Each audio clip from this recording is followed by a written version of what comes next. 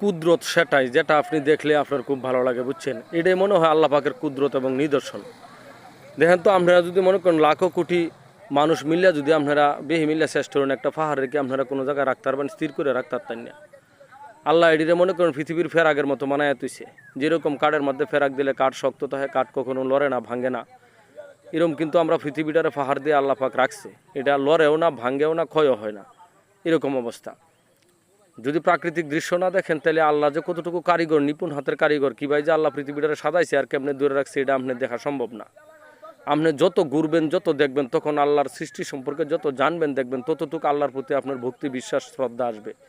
অনেকে আছে কয় যে এই যে দৃশ্য দেখলে কী হইব, সিনারি দেখলে কী হইব, প্রাকৃতিক দৃশ্য দেখলে কী হইব, মিয়া মানাইছে তো আমরা লাগিয়া, আশরাফুল মাখলুকাত, আমরা সৃষ্টির সেরা জীব। আমাদের জন্য এগুলি উপভোগ করার জন্য, এগুলি দেখার জন্য, এগুলি বুঝার জন্য, এগুলি অনুধাবন করার জন্য তো আল্লাহ পাক সবগুলি বানাইছে। যার কারণে আপনারা সৃষ্টি দেখেন, ঘুরেন, এদিক সেদিক যান, যদি কখনো সময় পান, সময় পাইলে সৃষ্টি দেখিয়া স্রষ্টাকে স্মরণ করেন। এটাই হলো প্রকৃত ভালো মন মানসিকতার পরিচয়।